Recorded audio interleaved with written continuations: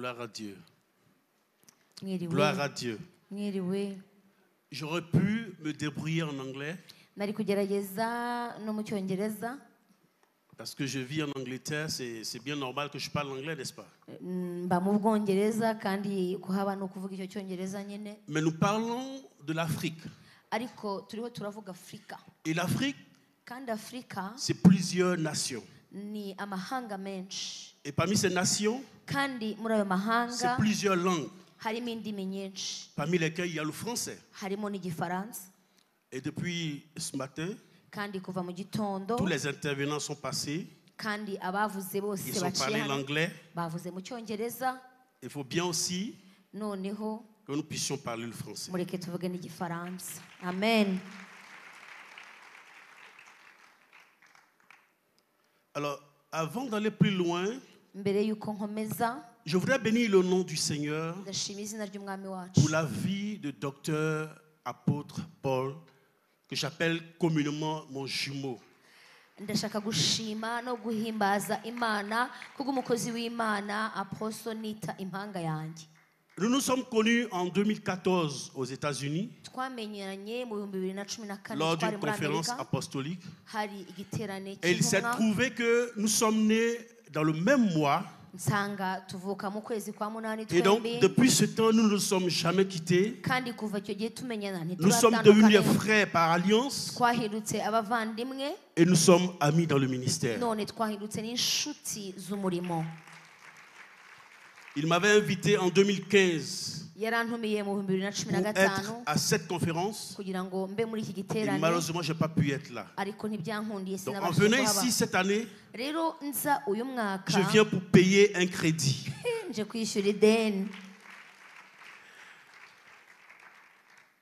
Je voudrais aussi bénir le nom du Seigneur pour le pasteur hôte de la maison, Ndashaka no gushima Imana kubw'umushumba intumwa yatwakiriye qui nous fait l'honneur d'être là utwemereye kuba ahangaha et de partager sa chair. akatwemerera gukorera umurimo kuri uru ruhimbi. Je sais que nous sommes fatigués. Ndabizi tumaze kuruha Je vais aller très vite. ndihuta rwose, Mais le protocole exige, ariko noneho protokole yo quand insaba l'on vous reçoit, yuko alors vous leur devez de la reconnaissance. iyo hari abantu baguhaye ibyabo ukwiye kububaha no kubakeza. C'est pourquoi il était de mon devoir de mentionner toutes ces choses. Nayo mpamvu mfasha akanya ko kuvuga kuri ibyo byose. Alors il m'a été demandé de parler d'un thème.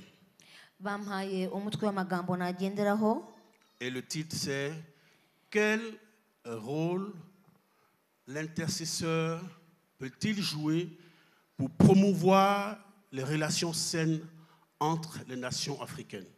ngo ni uruhe ruhare umwinginzi yagira kugira ngo habeho ubucuti cyangwa se habeho ubwumvikane mu bihugu. Et je sais que beaucoup de choses ont été déjà dites. Ndabizi ko byinshi byamaze kuvugwa. Ceux qui m'ont précédé ont défini l'intercession. Vous savez ce que c'est l'intercession? Abantu bambanjirije bose basobanuye kwinginga icyo ari cyo. Je ne vais pas revenir sur ce qui a été déjà dit, ntago rero ndi bugaruke ku byavuzwe, mais je vais plutôt avancer ahubwo ndatera indi ntambwe et je voudrais parler des dimensions de l'intercession. mvuge inzego zo kwinginga. Quand je parle de dimensions, Nimvuga inzego je fais allusion aux catégories ndavuga ibice qui peuvent se trouver dans l'intercession. bishobora kwisanga mu kwinginga. Vous savez, il y a plusieurs manières d'intercéder. Murabizi hariho uburyo bwinshi cyane bwo Il y a plusieurs kwinginga, formes d'intercession. hariho uburyo bwinshi bwo Et ceux qui m'ont kwinginga précédé tout à l'heure ont mentionné certaines des catégories. kandi bamwe mu bambanjirije babivuzeho. L'intercession, par définition, peut être une plaidoirie.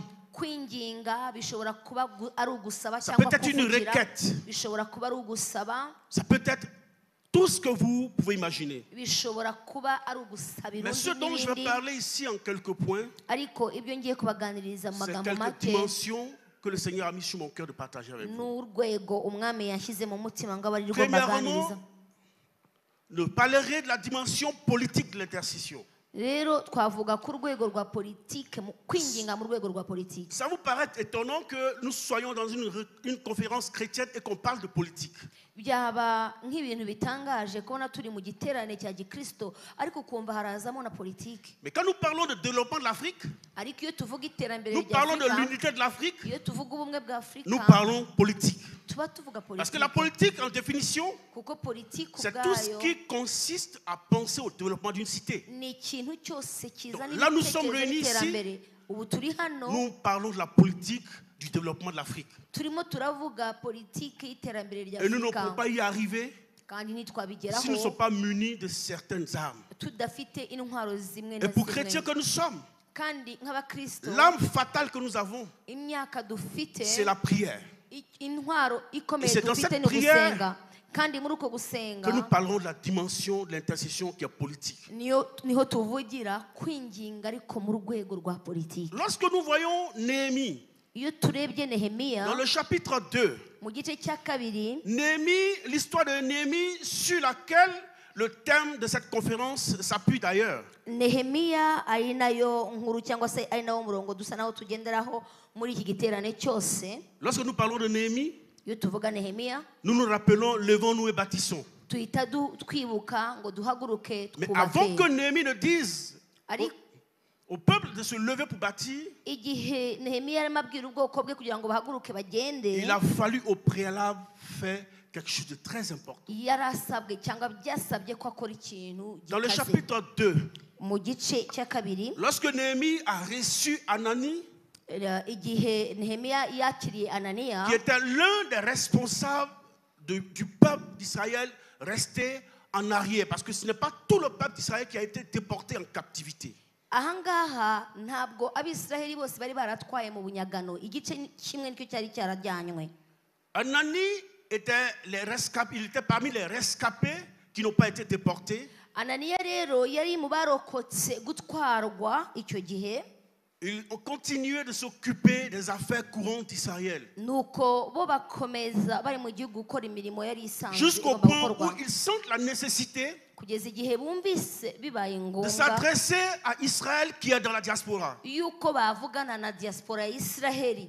Et donc, il va faire le voyage Nuko afata urugendo de Jérusalem jusqu'à Babylone. ava i Yerusalemu Et yerekeza il i va aller Babuloni, rejoindre Néhémie, aragenda asanga Nehemiya aho qui yari occupait la fonction des chansons du roi. wari umuhereza w'umwami. Il était dans un poste privilégié. Yari afite akazi cyangwa se umwami, C'est lui qui umwanya servait mwiza. le vin du roi. Niwe wahaga vino umwami. Le roi ne pouvait pas boire le vin si lui, Néhémie, n'a goûté au préalable. Ntabwo umwami yajyaga anywa kuri vino Nehemiya Et atasogongeye. donc l'histoire nous dit ce jour-là, Kandi inkuru itubwira ko uwo munsi le roi était servi. umwami yarazimanywe, Il devait boire le vin. yagombaga kunywa kuri iyo Or, vino. nous savons tous que le vin est synonyme de la joie. Kandi tuzi yuko iyo vino Le isobanuye vin ibyishimo, est synonyme de la gaieté. ivuga kwishima, Donc ce qui veut dire que le roi était dans une disposition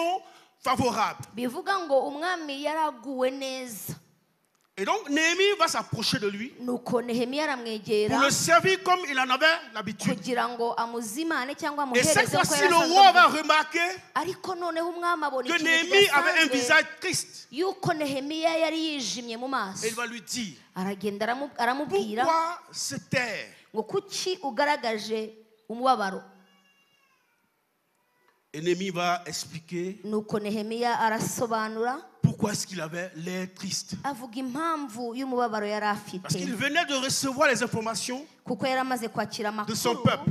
y'ubwoko bw'iwabo. Et il va saisir l'occasion qui lui a été donnée Yakira rero amahirwe, pour dire au roi, abwira umwami, comment pourrais-je être heureux aramubwira ati ese si nanezerwa mon ne peuple niba ubwoko est en bwanjye souffrance? buri mu mubabaro, Si le peuple de qui je suis originaire, niba aho si là où nkomoka, les sépulcres de mes pères sont, niba aho ibituro by'iwacu là biri, où je suis né, j'ai grandi, aho navukiye, aho nakuriye, là où tout mon désir s'y trouve, aho umutima wanjye comment uhora, puis-je être heureux ni gute si nakwishima cet endroit est en ruine? niba aho hantu hahindutse umusaka. Et le roi a écouté. Nuko umwami amutega Vous savez, si amatwi. Néhémie l'avait dit à une autre occasion, iyo Nehemiya bivuga mu kindi gihe le roi n'aurait pas écouté. umwami ntiyari bumutege n'amatwi Le roi aurait vu en lui ahubwo yari mubonemo quelqu'un qui est en train de comploter. ikigande Quelqu'un qui serait en train d'organiser une rébellion contre son umuntu pouvoir. wari ugiye kuhagurutsa wenda Mais abantu il a bigometse attendu le moment favorable ariko yategereje kubona umwami aguwe neza apporter cette doléance devant le roi. kugira ngo amuzaneho icyifuzo Il yari va afite négocier avec le roi. aragenda ajya Et kuganira le roi dit, n'umwami quelle requête me fais-tu? nuko umwami aramubwira turifuza ko nkumarira iki Il dit, ce qu'il plaise au roi, aramubwira ati umwami de me laisser nabishima retourner en Israël, anyemerere nsubire iwacu rebâtir les ruines. njye gusubiza njye gusana inkike z'iwacu zahindutse Et umusa vous savez, lorsqu'il a fini, hanyuma le roi lui a dit, umwami yaramubwiye bien qu'il occupait ce rang, nubwo yari ari muri uwo parce que mwanya sans lui, le roi ne pouvait pas boire le vin. kuko iyo atahaba umwami ntiyari bunywe Parce que c'est lui qu'il faut qu'il boive d'abord. avant que kuko le niwe roi ubanza boive. gusogongera mbere y'uko we Et le roi anywaho lui dit, umwami aramubwira va faire ce que ton cœur ngo veut. genda ukore ibyo umutima wawe Donc ushaka ici, nous voyons l'aspect de l'intercession de Néhémie auprès du roi Astartézès. aha turabona Nehemiya arimo yingingira igihugu cye mu maso Il a y'umwami plaidé pour la cause de son peuple. yingingiye icyo igihugu Il cye a vu la kirimo misère de gicamo son peuple.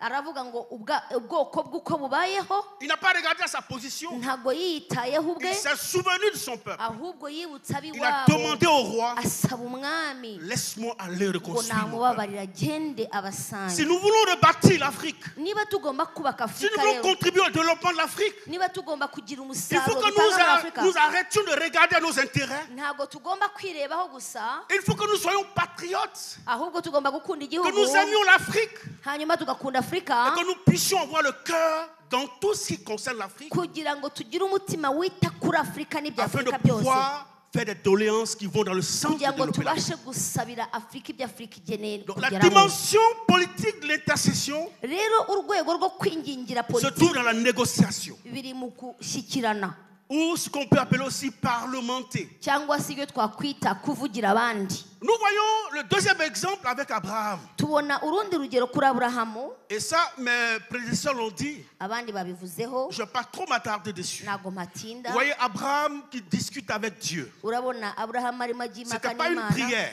ntabwo Parce que yasengaga souvent, lorsqu'on parle d'intercession, ntabwo rero kwinginga on va vite à la prière. iyo tuvuze kwinginga abantu Et batekereza souvent, on ne sait gusenga même pas ce qu'on dit dans la prière. ariko ntitumenye n'ibyo twavugiye mu gusenga On est en kwacu train de prier, certes. tukaba dusenga On est en yego train de formuler des yego paroles. tukaba tuvuga Mais on amagambo ne sait pas ce qu'on est en train de ariko dire. tutazi ibyo turimo Comment vous voulez tuvuga que Dieu exauce ce que vous dites alors qu'il ne comprend pas ce que none vous dites? mushaka ko imana isubiza gute Comment kandi vous mo voulez muvuga que Dieu n'ibintu exauce ce que mutumva vous-même vous ne comprenez pas? ese murashaka ko imana isubiza Pour gute aller ibintu devant mutumva Dieu, kugira ngo uvugane il faut avoir n'imana un sujet précis. ugomba kugira icyo uyisaba Il faut kizwi être concis ugomba Il kuba faut uzi ibyo savoir ce uvuga que demander ugomba kurasa ku pour ntego en obtenir kugira ngo l'exaucement. ubashe gusubizwa Abraham va entendre Dieu dire nuko aburahamu yumva imana qu'il ivuga va détruire Sodome et Gomorre. ngo agiye gusenya isodoma n'igomora Mais les amis, bakundwa regardez la discussion d'Abraham avec Dieu. nimurebe ukuntu imana yavuganaga n'aburahamu Abraham savait ce qu'il voulait. aburahamu yari azi icyo ashaka Vous voyez, dans le général, on dit Abraham a intercédé pour Sodome et Gomorre. bavuga ngo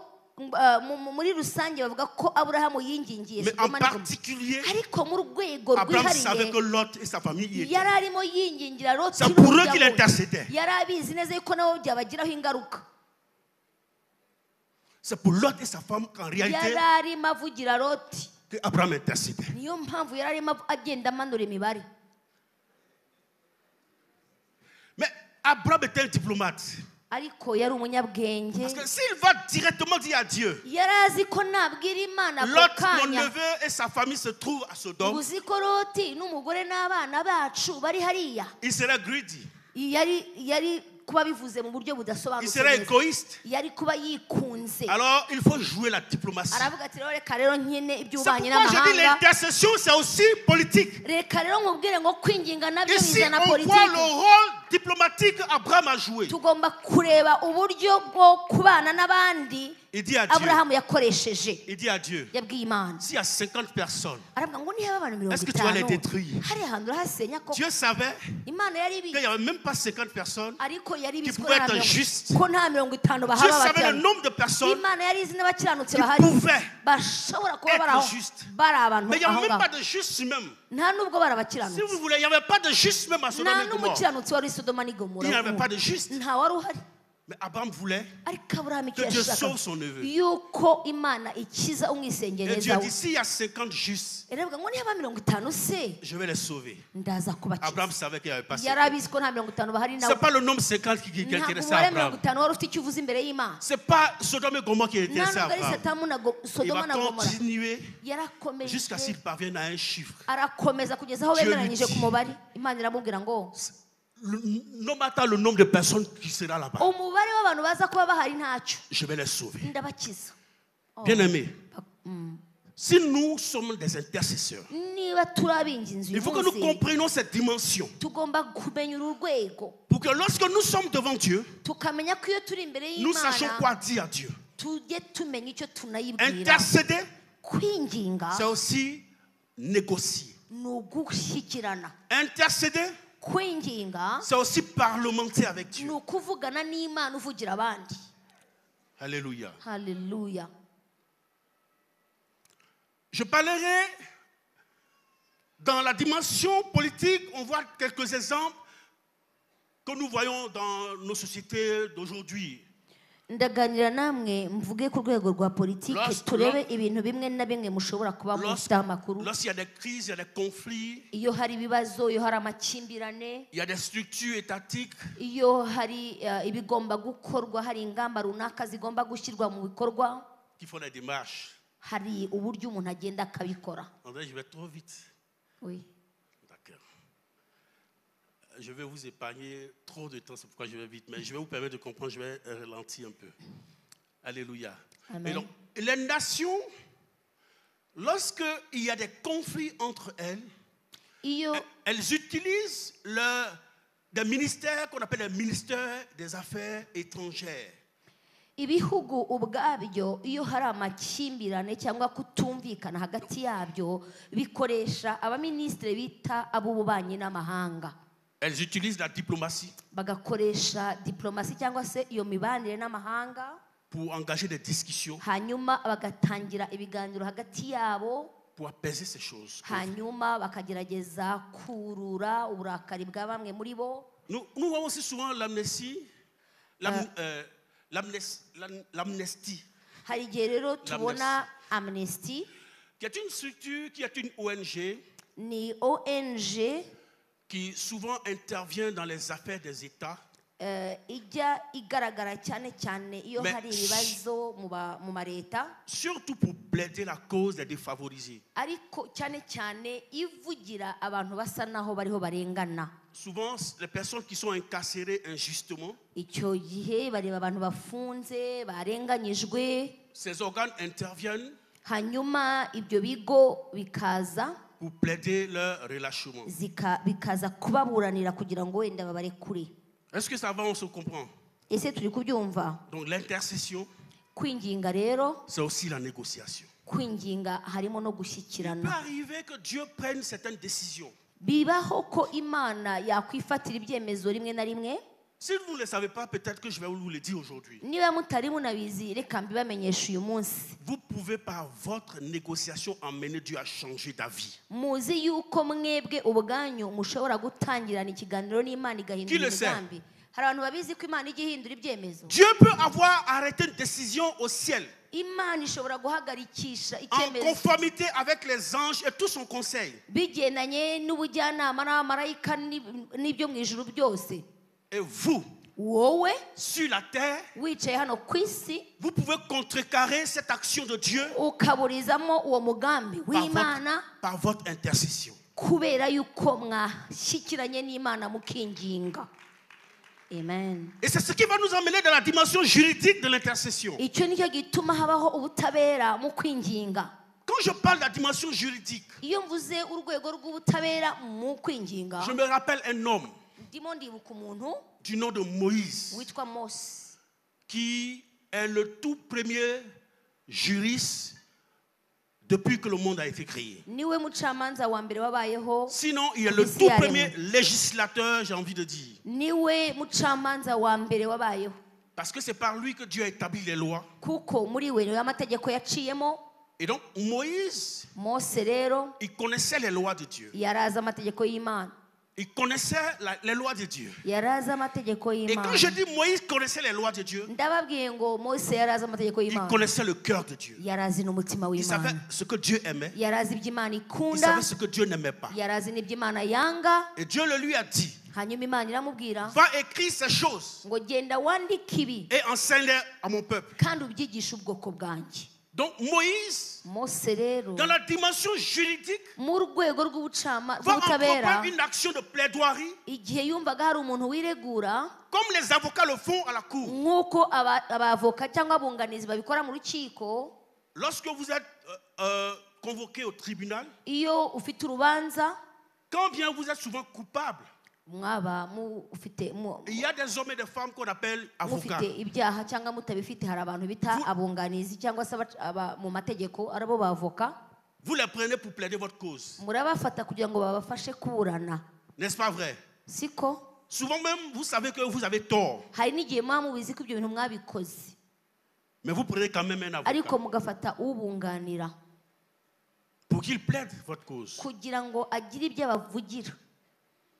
Et Moïse, Mose connaissant les lois de Dieu, yari azi amategeko y'Imana, il va approcher Dieu aragenda et yegera lui parler Imana. lorsque Dieu avait arrêté la décision de détruire le peuple d'Israël. Igihe Imana yari imaze kuvuga ko igiye kubarimbura bose, Quand vous lisez Exode 32, 30 à 32, iyo usomye kuva 32 kuva kuri 30 kugeza kuri 32, l'événement s'est produit lorsque Moïse était allé sur la montagne. ibi byabaye igihe Mose yari ari ku musozi, Il parle avec Dieu, nuko aganira Dieu lui n'Imana. donne toutes les instructions. Imana imuha amategeko yose. Et avant que Moïse ne descende de la montagne, Hanyuma mbere yuko Mose amanuka ngo ave ku musozi, le peuple qui est resté dans la vallée, ba bandi bari basigaye mu kibaya conduit par son grand frère Aaron, bafashijwe na mukuru we Aroni, a réclamé un veau d'or. basaba gukorerwa ikimasa cy'izahabu, Sous la pression, kandi kubera igitutu bamushyizeho, Aaron a fait ce veau. Aroni arabikora.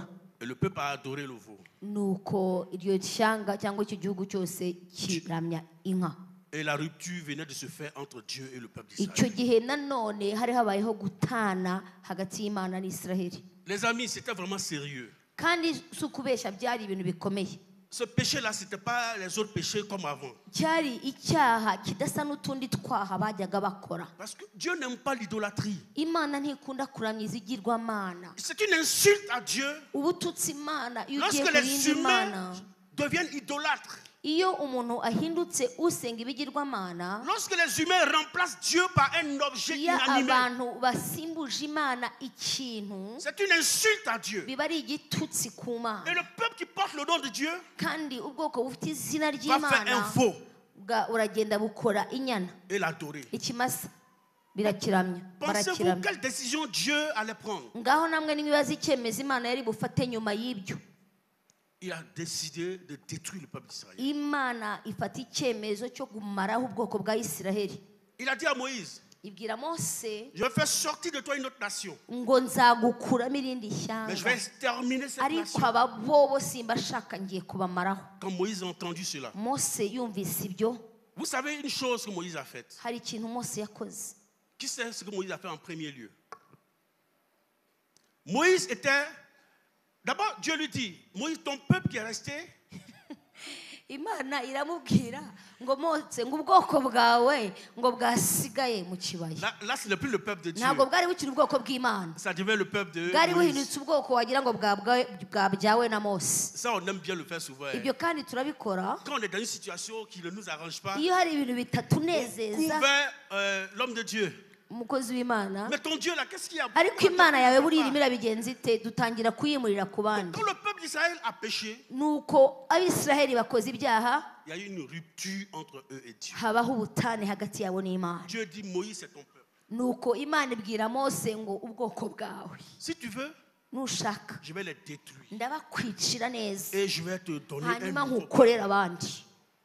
Vous croyez que c'était une décision facile? Ese mwibwira ko ibyo bintu byari Si c'était byoroshye? vous, qu'est-ce que vous auriez fait?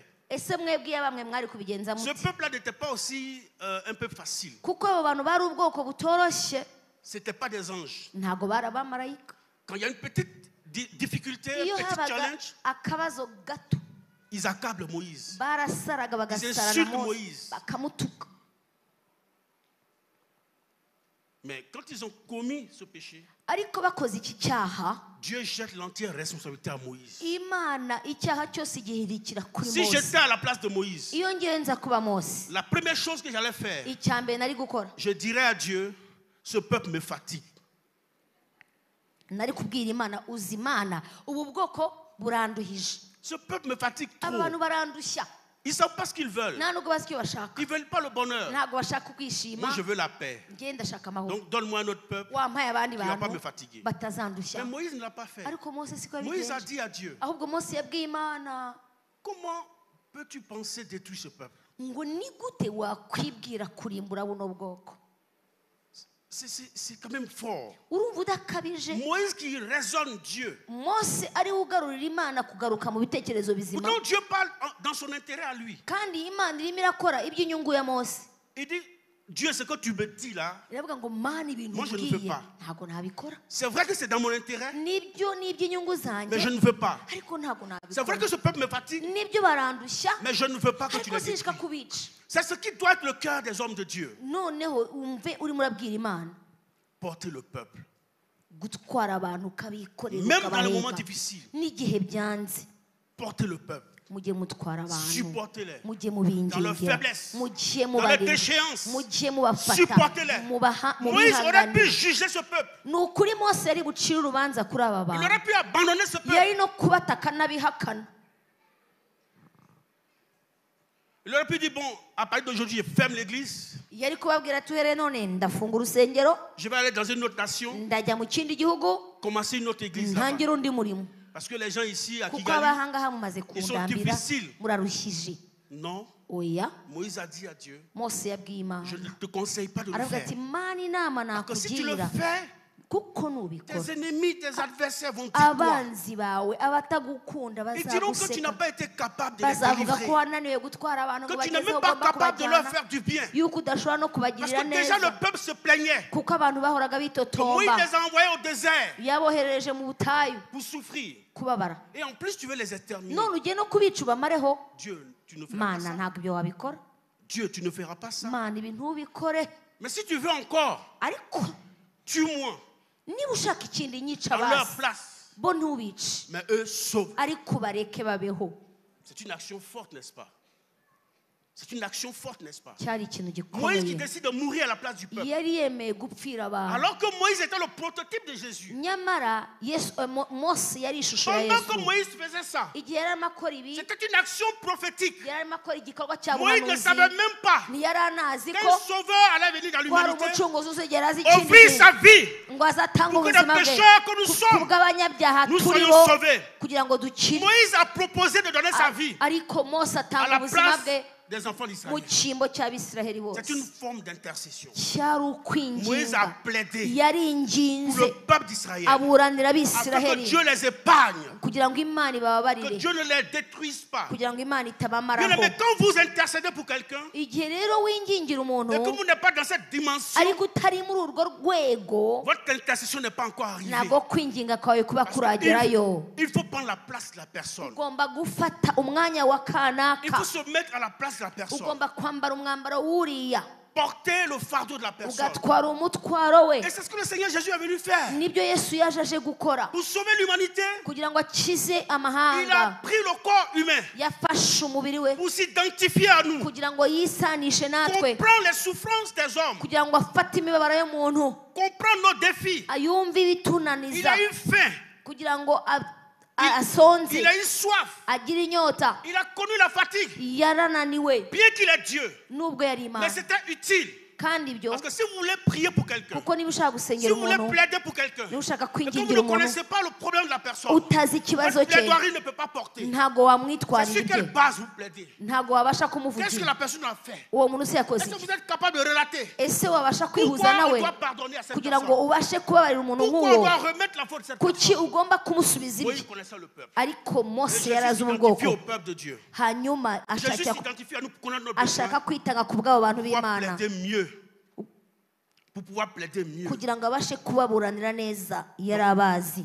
L'intercession, les amis, kwinginga rero dans sa dimension juridique, mu rwego rwo kuburanira abantu nous faisons office d'avocat tuba twahindutse abunganizi cyangwa abavugizi pour b'abantu plaider devant le tribunal de Dieu tukagenda tukavuga imbere y'urubanza en faveur rw'Imana de nos frères et sœurs, tukavugira bene data abagabo n'abagore en faveur de nos familles, tukavugira imiryango yacu en faveur de l'Afrique tukavugira Afurika et en faveur des autres nations. ariko tukanavugira n'ayandi mahanga niba dushaka ko Afurika Dans toute sa composante, muri uko iteye kose et une relation saine, igirana ubusabane les buzima nations entre les nations, ibihugu n'ibindi il faut que nous puissions birasabwa ko comprendre ces faits, ces vérités tubasha kumenya qui pourront ukuri nous permettre de toucher le cœur de Dieu. ukuri kwatuma umutima Lorsque w'Imana nous allons unyeganyega devant lui. kugira ngo tuyize imbere La dimension juridique urwego rw'ubucamanza cyangwa Effect- rw'amategeko fait place à ce que j'ai appelé la dimension sécuritaire. rusa n'uruhanganye n'urwego rw'umutekano Nous ne pouvons pas développer l'Afrique ntabwo twateza imbere Afurika si nous n'avons pas un système de sécurité Tout à fait. bien organisé, tudafite imikorere y'umutekano ikora neza si nous n'avons pas un système de sécurité bien fiable. tudafite imikorere y'umutekano yizewe Mais ici, nous parlons d'intercession. aha turiho turavuga kwinginga Et donc, dans la dimension sécuritaire, nous parlerons des sentinelles qui ont été établies par Dieu pour veiller sur le peuple et sur la parole de Dieu. iyo tuvuga umutekano tuba tugiye kuzana urwego cyangwa se gahunda y'abarinzi bashyizweho bimitswe kugira ngo bakore umuhamagaro wabo Dans le chapitre 33, le verset 7 d'Ézéchiel, muri Ezekiyeli 33:27 Dieu dit à Ézéchiel, Imana yariho iganiriza je Ezekiyeli t'établis aujourd'hui iramubwira ngo ngushyizeho uyu munsi comme sentinelle sur la maison d'Israël. nk'umurinzi w'inzu ya Isiraheli. Qui sont ceux qui sont dans l'armée ici, Ni bande baba mu ou qui ngabo ont déjà hano? fait l'armée? Abantu bashobora kuba baraciye mu ngabo.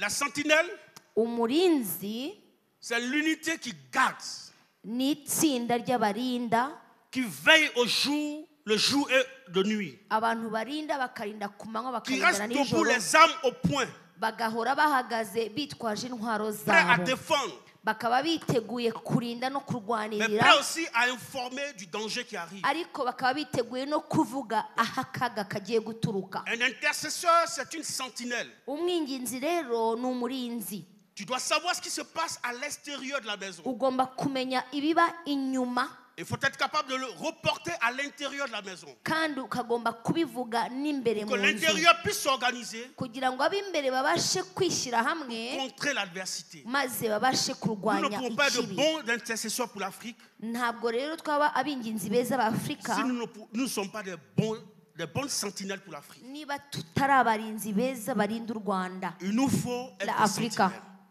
Il nous faut des sentinelles. Dukeneye abarinzi. Et c'est pour cela que Habakkuk dira, Niyo mpamvu Abakuki yavuze en bon sentinelle, ngo umurinzi mwiza il dit, je me tiens à mon poste sur la tour de garde. ngo nzahagarara ku munara wanjye. Dans Habakkuk 2, verset 1. Muri Habakuki 2:1 nzahagarara ku munara wanjye. Un intercesseur, Umwinginzi c'est celui qui veille. ni umuntu urinda, Ce n'est pas seulement celui qui se prive de sommeil. ntabwo ari umuntu Parce que lorsque je usinzira. parle de veiller, Iyo mvuga kuba maso c'est celui qui est vigilant, ni umuntu uri qui menge, fait attention à tout ce qui se passe, ni umuntu wita ku bintu qui est byose biba, capable d'identifier le danger ni umuntu ubasha kumenya aho ikibazo kiri et informer le peuple. hanyuma akabwira ubwoko buri imbere ngo C'est pourquoi la bwirinde. prière d'intercession, Niyo mpamvu isengesho ryo kwinginga ce n'est pas se rassembler pour faire des cris ahurissants, ntabwo ari guhurira ahantu ngo dusakuze gusa, mais c'est se mettre ensemble, ahubwo ni uguhurira ahantu faire un travail cohérent, kugira ngo dukore umurimo unoze, organisé,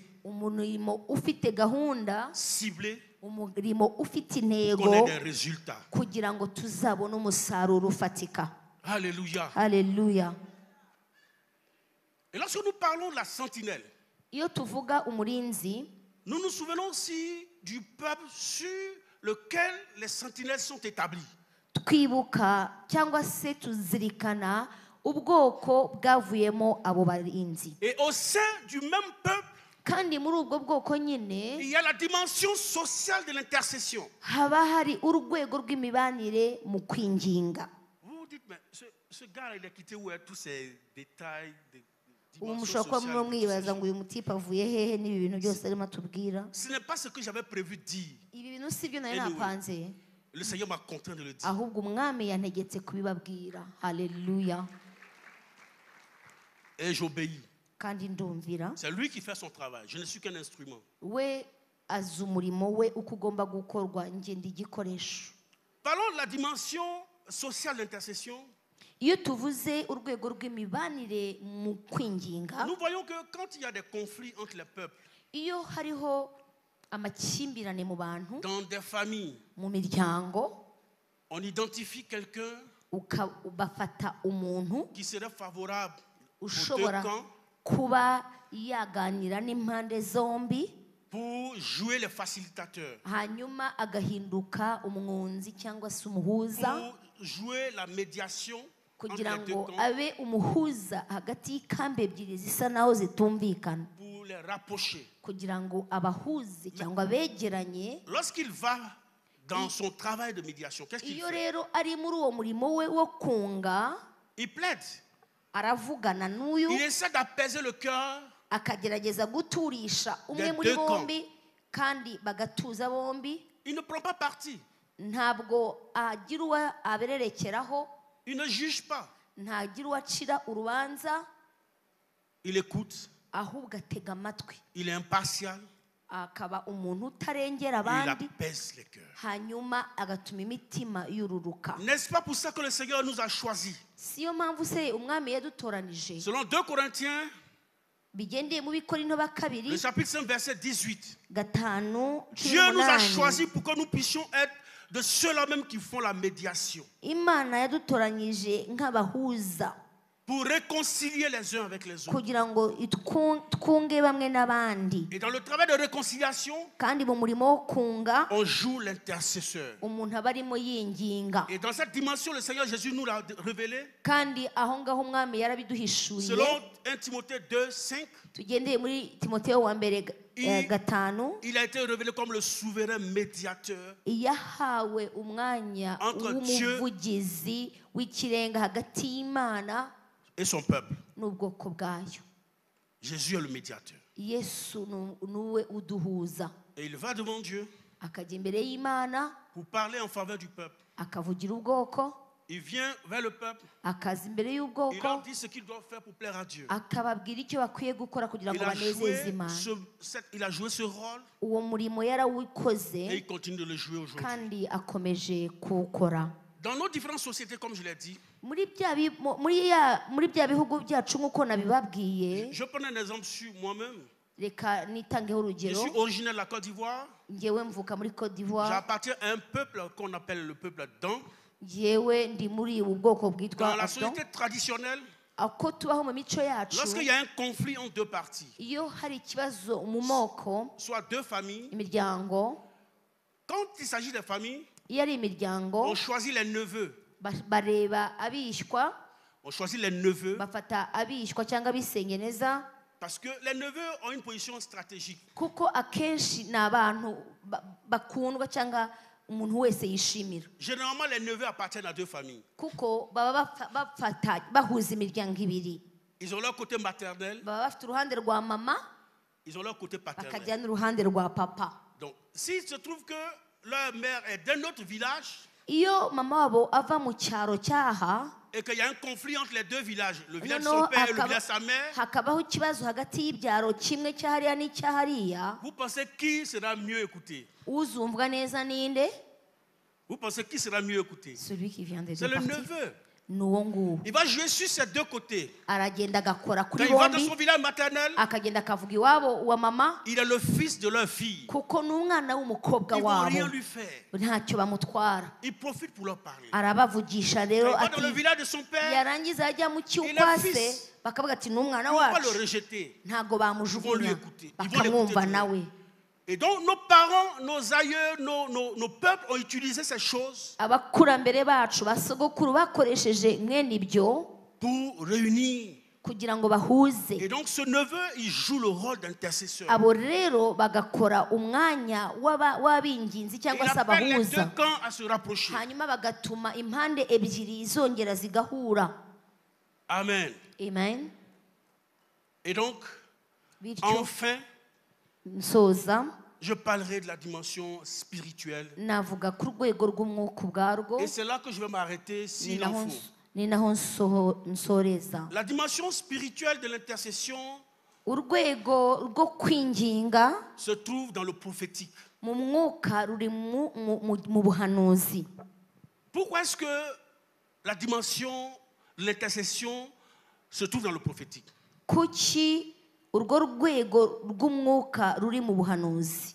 Si vous avez fait attention, tout ce que nous avons énuméré si haut, Niba mwarebye ibyo twavuze kuva aho twatangiriye, certains de ces éléments se retrouvent dans les caractéristiques du prophète. bimwe muri ibyo biranga cyangwa turimo tuvuga biri mu muhanuzi, N'est-ce pas vrai? sibyo? La caractéristique du prophète, Umuhanuzi ce n'est pas celui qui vient dire Dieu va faire et puis il veut que Dieu fasse et puis il est content. C'est pas ça. si wa wundi uvuga ngo Imana iravuze ngo hanyuma bikaba uko yavuze akagarukiraho Laissez-moi gusa. ouvrir une parenthèse, les amis. Reka nse n'ujya ku ruhande gato, Je ne veux pas faire du mal à quelqu'un, nta muntu numva nababaza, mais je vais juste dire quelque chose ariko hari ikintu numva ashaka kuvuga que nous devons corriger tugomba dans guhindura notre façon de travailler pour Dieu. mu buryo dukoreramo Imana. Il arrive des fois que Dieu utilise puissamment des serviteurs, des prophètes, Bibaho ko Imana ikoresha mu mbaraga abahanuzi, qui jouent le rôle de sentinelle kandi abahanuzi Dieu leur akaba ari parle n'abarinzi. Imana d'un irababwira fléau ou d'un événement qui va se produire. ikababwira icyago kigiye kuza cyangwa n'ikibazo kigiye kubaho. Et Dieu leur dit, va informer mon peuple. Imana ikamubwira ngo ubibwire ubwoko bwanjye. Mais quand il entend la voix de Dieu, Noneho yakumva ijwi ry'Imana, il oublie le facteur sentinelle, il oublie le facteur intercesseur, mais il devient le colporteur de l'information que Dieu a donnée. akiyibagiza umurimo we wo kuba ari n'umurinzi w'Imana, akihindura gusa umuvugizi uje kuvuga ibyo Imana yavuze. Et ce qui est malheureux que nous constatons souvent, Ikibabaje rero muri ibyo c'est rero que beaucoup de prophètes, ni uko abahanuzi benshi quand ils disent quelque chose, iyo barimo bavuga ikintu ils veulent que cela arrive baba bashaka ko kinaba we, pour que leur ministère de prophète soit kugira ngo confirmé. bemere ko ari abahanuzi. Bien aimé, Bakundwa, ce n'est pas tout ce que Dieu dit par la bouche du prophète qui arrive. ntabwo ibyo umuhanuzi avuze byose ngo yabibwiwe n'Imana siko biba. Je mets n'importe qui au défi ici. Reka rero mbabwire iki kintu mbahinyuze. Un prophète, un vrai prophète de Dieu. Umuhanuzi w'Imana nyawe nyakuri, Ce n'est pas lorsque la prophétie qu'il fait s'accomplit que cela définit qu'il est prophète. ntabwo ari uko ibyo yavuze bibaye kandi bisohotse bivuga ko yahanuye. Je vous parlais d'Ésaïe. Nababwira Isaya, Il faisait partie des prophètes, des grands prophètes d'Israël. yari mu bahanuzi bakuru ba Isirayeli, On appelait le prophète majeur. bamwitaga muhanuzi Il a bakuru. prophétisé exactement ce qui concernait la naissance de Jésus. Yahanuye neza ibyo kuvuka kwa Yesu, Et Jésus est né de la même manière que le prophète avait décrit. kandi Yesu avuga uko yari yarabivuze. Certes, la Nyamara prophétie s'accomplit. ariko Mais elle ne s'est pas accomplie quand le prophète vivait encore. ariko ntabwo byabaye umuhanuzi akiriho. Il espérait que la prophétie s'accomplisse de son vivant. We yumvaga bizaba akiriho ngo abiboneshe amaso, hanyuma akibona akabyimba. Mais les voix de Dieu ne sont pas nos voix. Ariko inzira z'Uwiteka ntabwo Dieu peut arizo te donner une zacu. parole aujourd'hui. Reka mbabwire uyu munsi, Elle peut s'accomplir dans 20 ans, dans 30 dushobora ans. kubivuga uyu munsi Pendant que tu bikazanyura n'es imyaka plus. 20 udahari. Est-ce qu'il y a des prophètes ici dans cette Hano salle? hari abahanuzi. Votre ministère de prophète Umurimo wanyu wo kuba n'est pas abahanuzi seulement confirmé parce que ce que vous avez dit est ntabwo arrivé ari au même moment. ukwemeza gusa ko ibyo mwavuze byabaye. Un vrai prophète, Umuhanuzi nyakuri c'est quelqu'un qui parlemente avec Dieu. ni umuntu uvugana n'Imana bakagira n'ibyo bahindura. C'est lui qui parle avec Dieu. Niwe uganira n'Imana, C'est celui qui protège le peuple de Dieu. niwe urinda ubwoko bw'Imana, Parce qu'il connaît le cœur de Dieu. kuko azi umutima Il connaît la w'Imana, justice de Dieu. azi Il gukiranuka connaît les lois kw'Imana, de Dieu. azi Et il iby'Imana, sait sur quel peuple il est kandi établi. azi n'ubwoko Il connaît avugana le nabwo, cœur corrompu du peuple. azi n'umutima mubi w'abo bantu. Quand Dieu dit, Iyo Imana ivuze un malheur va arriver à ce akavuga ngo peuple, hagiye kuba icyago aha n'aha, Il va venir dire au peuple. araza akabwira Mais il ubwoko va s'interposer ariko entre Dieu et aragenda le peuple. agahagarara imbere y'Imana Et c'est là qu'il entre dans la agatakamba. dimension Ibyo d'intercession. nibyo byinjiza rero mu rwego Il va monter devant le trône de Dieu. rw'umwinginzi kuko yavuganye Il va n'Imana, prier arasenga pour que cela n'arrive pas. hanyuma ibyo bintu ntibibe.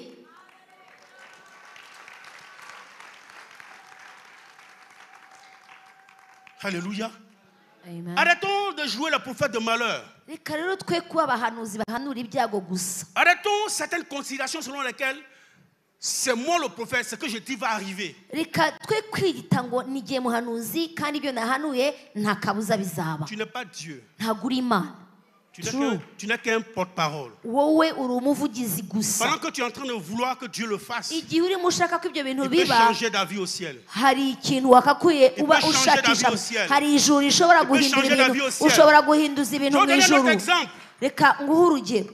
Quand vous lisez dans le livre des prophètes, Iyo dusoma voyez ibitabo le by'abahanuzi, même Esaïe que j'ai nommé tout à l'heure. Yesaya navugaga mu kanya, Dieu lui dit, Imana iramubwira va dire au roi ngo genda Ézéchias ubwire Hezekiya qu'il lui reste peu de temps pour ngo mourir. asigaje igihe gito akapfa, Il aille arranger sa maison. ngo agende atunganya ibyo mu Parce nzu qu'il va ye mourir dans peu de kuko temps. agiye gupfa.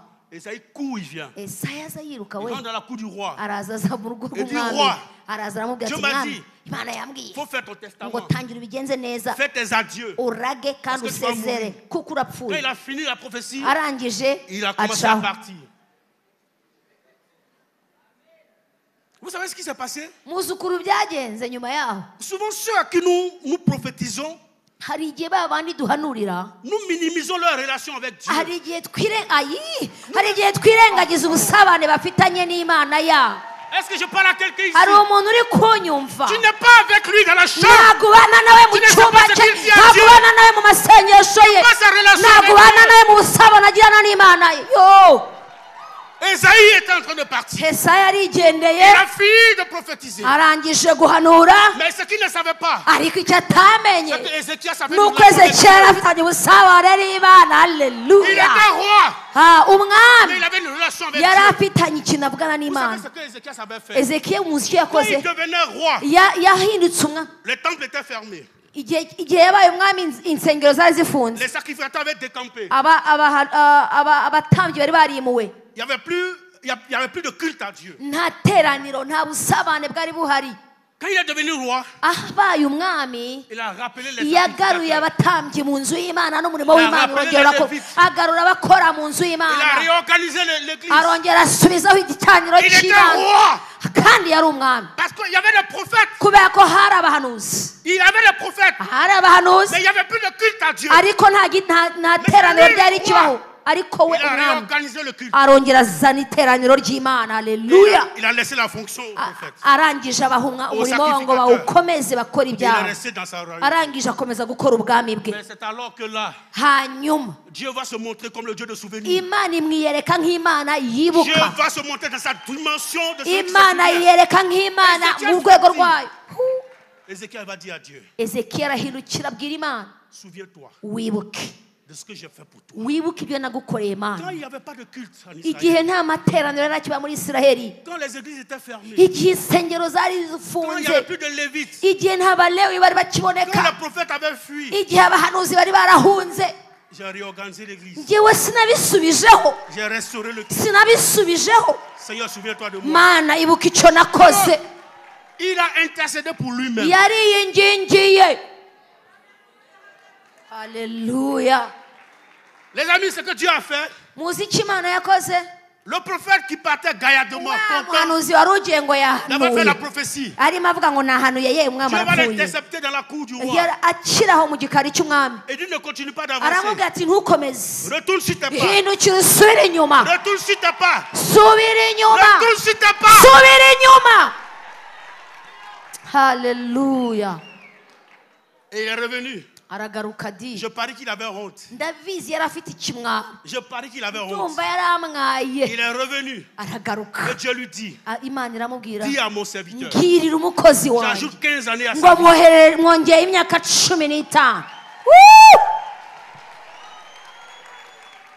Les amis, la dimension spirituelle de l'intercession c'est avoir une relation étroite avec Dieu. haleluya bakundwa urwego rw'umwuka rw'umwinginzi ni ukugirana ubusabane bwite n'Imana yawe. C'est de connaître la promesse de Dieu. Bizana amasezerano y'Imana. Ce n'est pas de formuler des phrases sans sens. Si ukuvuga amagambo menshi rimwe na rimwe adafite n'icyerekezo. C'est de dire 2-3 mots. Ni ukuvuga amagambo atatu. Mais devant lesquels Dieu ne peut pas rester tranquille. Amagambo atuma Imana ibura amahoro. Parce que Dieu ne peut pas se renier. Ntabwo Imana yivuguruza. Dieu il veille sur ses promesses pour l'accomplir. Imana igendera ku isezerano ryayo cyangwa ijambo ryayo kugira ngo risohoze Donc, dans iraririnda. l'intercession, quand vous touchez les promesses de Dieu, Iyo mu kwinginga ukoze ku by'Imana yivugiye, Dieu ne peut que réagir. Imana nta kindi ikora usibye gukora ibyo wasabye. Vous savez, il y a un secret dans le prophétique. Hari ibanga mu buhanuzi. Tous les prophètes de l'Ancien Testament et tout. Abahanuzi bo mu isezerano rya Vous voyez kera qu'ils avaient pour habitude de dire ainsi par l'Éternel. bari bafite umuco wo kuvuga ngo uko ni ko Uwiteka avuze. Vous savez ça? Murabizi Pourquoi ils le disaient? kuki babivugaga? Le ainsi par l'Éternel, Uwiteka avuganye nawe. on a souvent pensé que c'est au moment où il est en train de le dire, c'est en ce moment même que Dieu est en train de parler avec lui. Bibwiraga yuko kuvuga gutyo ari nawo mwanya Imana irimo irabivuga, kandi Ce n'est pas vrai. siko byari biri. Parce que Dieu se révèle de différentes manières. Imana yihishura mu buryo butandukanye cyane. Mais lorsque le prophète dit ainsi par l'Éternel, Ariko iyo umuhanuzi asubiyemo aya magambo ngo Uwiteka niko avuze, il se rapporte à la parole de Dieu. aba arimo yiyunga n'ijambo Il se ry'Imana, rapporte aux promesses de Dieu. aba arimo yongera kwibutsa Il amasezerano dit, Dieu a y'Imana. dit ceci. Kuko rero Imana yavuze itya, Quand il le dit, il en fait un principe pour le peuple. nawe iyo abivuze akabihindura Mais ihame il rye rappelle à bwite, Dieu sa promesse. ariko aba arimo ahamagarira Imana muri iryo Mes amis, sezerano. j'ai beaucoup à dire. Bakundwa, mfite byinshi nababwira, Mais le temps qui m'est imparti, ariko umwanya ndabona utatubereye muzima. Umwanya nahawe urarangiye. et donc, Bityo j'ai vu des signes. Qu'est-ce que vous me dites? Je suis dans l'obligation d'arrêter parce que je vois le peuple est fatigué. Depuis le matin, ils sont assis. kuva mu gitondo abantu baricaye, Je vais m'arrêter là. ngiye Mais gusoreza pour aha, dire une chose, ariko reka mbabwire les amis, si nta nous voulons que niba dushaka ko les nations africaines aient de très bonnes relations ibihugu bya Afurika byagirana ubucuti les unes n'ubusabane avec les autres, bakabasha kubana, il revient à l'Église birasaba itorero de jouer le rôle kuba ari ryo rikina cyangwa rikora uru ruhare de médiation, rwo kunga, de rôle rwo guhuza, de plaidoyer, rwo kuvugira, de rôle de négociateur n'umwanya wo kuvuga no dans les gushyikirana conflits qui opposeraient nos nations. mu bibazo, mu macakubiri agenda agaragara Vous hagati savez, y'ibihugu souvent, byacu. malheureusement, quand il y a des incompréhensions entre les peuples ou entre les nations, Iyo abantu batumvikana baba mu nzego zabo d'autres cyangwa mu personnes bihugu, viennent nous imposer les résolutions selon eux, leur culture, et non pas selon nos cultures. abandi iyo twe tudakoze ibyo tugomba gukora nk'abenegihugu, abandi badafite aho bahuriye natwe baraza bakadutsindira imigambi yabo n'ingamba zabo, rimwe na rimwe zigendanye n'imico yabo atariyo yacu. Mais c'est pourquoi nos conflits ne terminent jamais. Bityo rero ugasanga ariyo mpamvu duhora dufitanye Nos impaka conflits ne se n'ibibazo, terminent jamais. ntibirangira, ntibiva mu Parce nzira, qu'on nous impose la façon de faire d'une autre culture qu'on ne comprend pas. kuko barimo baradutegeka, barimo baradutsindira imico n'ibindi bintu twebwe tutamenyereye. Alors que si l'Église Nyamara se itorero lève pour jouer son rôle, riramutse rihagurutse rigakina cyangwa rigakora umwanya waryo, nos nations ibihugu byacu vont être impactées par la parole de Dieu. byakuzura, byagendera ku ijambo ry'Imana.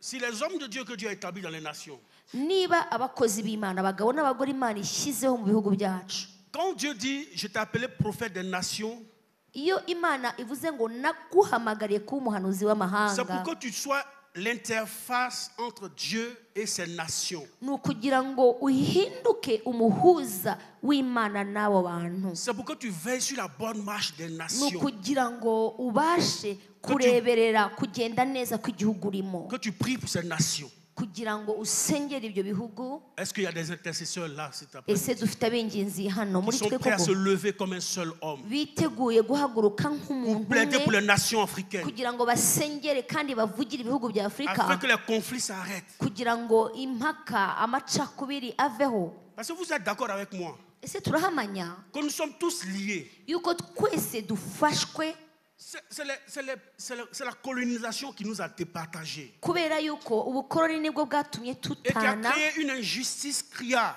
hanyuma kurenganywa kuriho hano et qui hanze impacte négativement les nations africaines aujourd'hui. bituma ibihugu byo muri Afurika bikorwaho n'ibintu Sinon, l'Afrique bitagakwiye. est un seul et même peuple. Ubundi Afurika cyari igihugu kimwe Vous voyez, cyari dans nos ubwoko cultures, bumwe. nous avons des similarités. Turabibona mu mico yacu, muri karande, mu mico karande yacu hari ibintu duhuza twese nk'abanyafurika. Vous allez de l'est à l'ouest. Wava iburasirazuba ukajya nord iburengerazuba au sud. ukava mu majyaruguru ukagera mu Nous sommes un majyepfo, seul et même peuple. usanga twese abanyafurika turi umwe, dufite icyo duhuriyeho. Mais l'unité de l'Afrique Guhura kwa Afurika ne n'ubumwe peut venir que bwayo par l'Église. bizava mu itorero, nta handi bizava.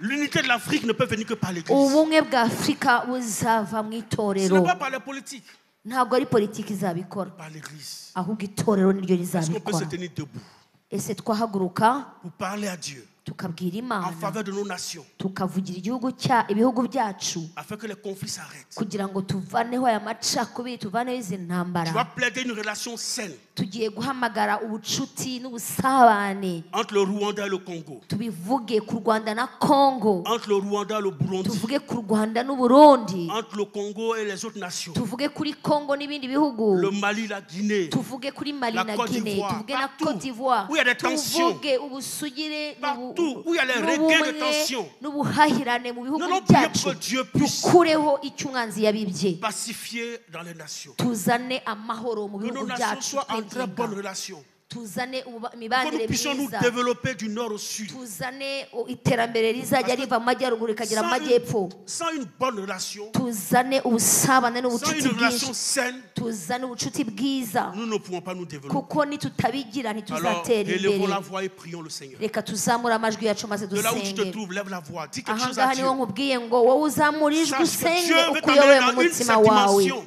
Dieu veut Senga. t'amener dans une cette dimension Kugira ngo Imana itwinjize muri icyo kirere devant lui. imbere yayo. Et si tu te sens dans une cette dimension que j'ai citée, Niwumva wuzuye izo mbaraga nk'uko nabivuze, alors commence à exercer cela. utangire kujya usenga, utegeka, ushyiraho, wimika ibintu bimwe na bimwe muri bihugu byacu bya À Afurika. partir d'aujourd'hui, Uhereye none mu gusenga kwawe, tu n'es plus quelqu'un qui prie sans savoir ce qu'il dit. ntuzongera kuba umuntu usenga atazi ibyo asengera, Il faut être capable d'identifier dans quelle dimension ahubwo uba umuntu ubasha kumenya mu rwego usengeramo Dieu veut que je parle, que j'opère. ibyo Imana ishaka ko usenga, utegeka kandi ushyiraho. Alors prions le Seigneur. Reka dusenge. On élève la voix, on prie le Seigneur. Si vous voulez prier en langue, mais je vais entendre les voix audibles.